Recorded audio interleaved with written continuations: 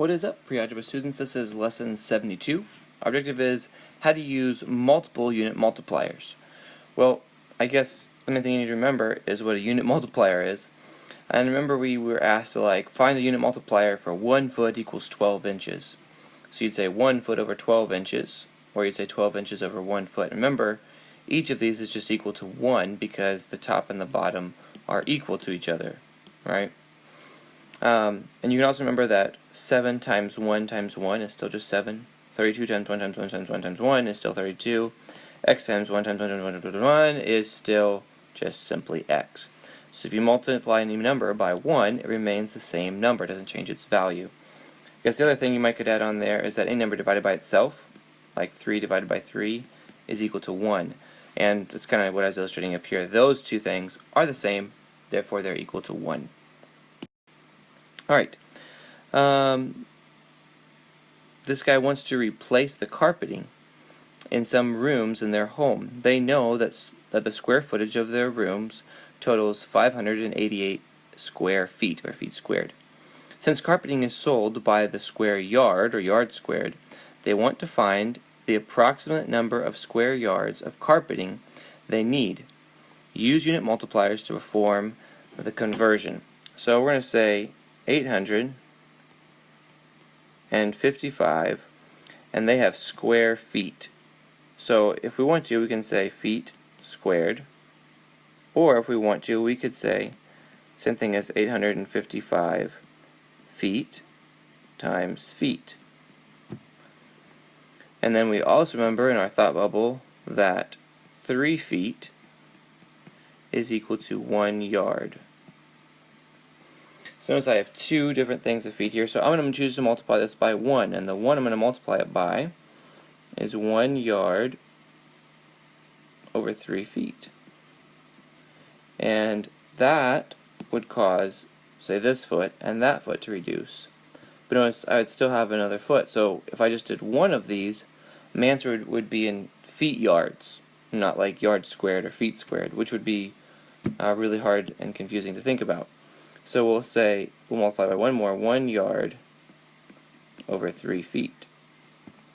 So now, this foot will reduce with that foot, that one will reduce with that one, and my answers will have a yard squared in it. Now if it's helpful, you can write this over 1, if you want. And so as we multiply this out, it'd be 855 times 1, which is just 855. And notice we have that yards and yards, so yards times yards is yards squared. And then on the bottom, I have 1 times 3 times 3, so that's going to give me 9. And then we just need to reduce. 9 goes into 9 one time, 9 goes into 855 95 times. I didn't just do that in my head, I actually used a calculator. I did 855 divided by 9. So that means my answer is going to be 95 yards squared. So that would be our answer, because they would need approximately 95 square yards of carpet to redo their house. Let's try another one. Concrete is delivered to a job site in a cement truck and is ordered in cubic yards. So whenever you call up the cement company, you need to tell them, I need 72 cubic yards, or however many you need. Ray is pouring a concrete driveway that is 18 feet wide, 36 feet long, and 4 inches, which is 1/3 of a foot, thick. Ray calculates the volume of his concrete. The volume of the concrete he needs is 216 cubic feet.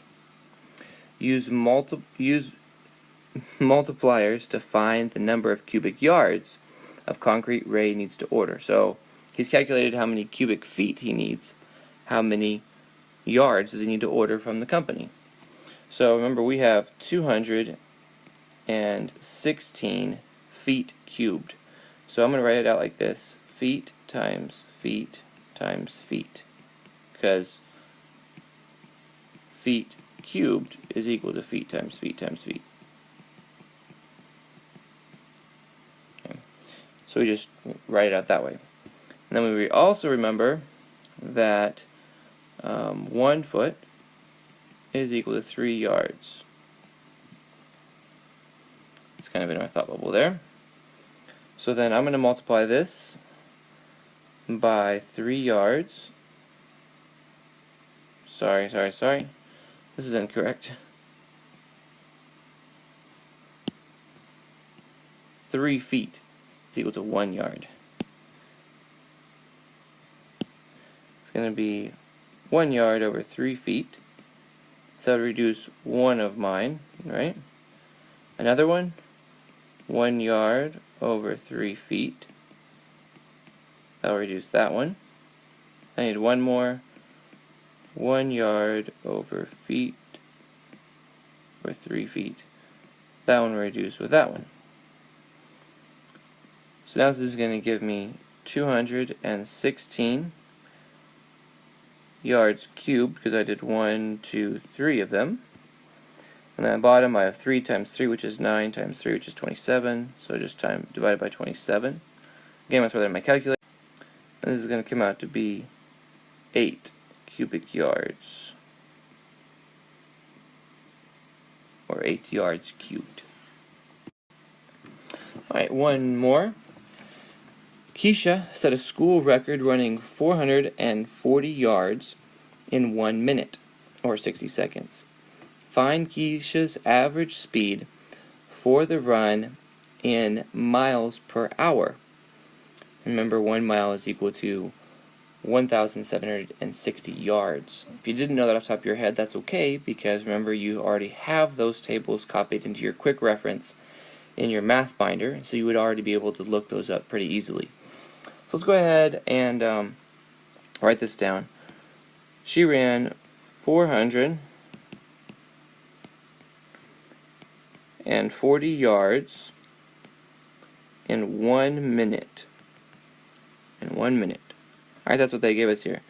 440 yards in 1 minute. Okay, that's her speed. Find Keisha's average speed for running in miles per hour. So I want to change yards into miles, right? Yards need to go into miles. And then we need to change, right now we have minutes, those need to go into hours. So let's work with the minutes first, 'cause I think that's going to be a little bit easier. So I know that 60 minutes is the same thing as 1 hour. Okay? So this would reduce my minutes with that minutes, and it would convert me into yards per hour. But I'm looking for miles per hour. So now to work with the yards, I have this right here. I can make a unit multiplier of that. Since I have yards on top, I need my yards to be on the bottom. 1760 yards and 1 mile on top. So now those yards will reduce with those yards. And my answer will have miles on top and hours on the bottom, which is what I'm wanting, miles per hour. That per implies division.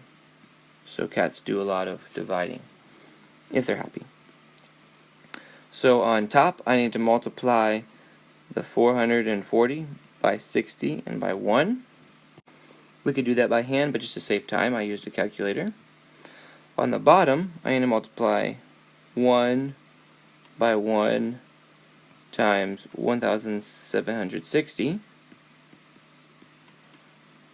And then I'm noticing the only units left on top are miles. Only units left on the bottom is hours. So then I'm going to have this many miles and this many hours. Now I'm going to take this part right here and divide. It's easy enough to just reduce those zeros, right? So let's go 2,640 divided by 176. And this comes out to be 15.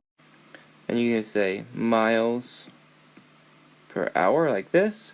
Or normally how we would write, when we're talking about miles per hour, we say 15 miles per hour.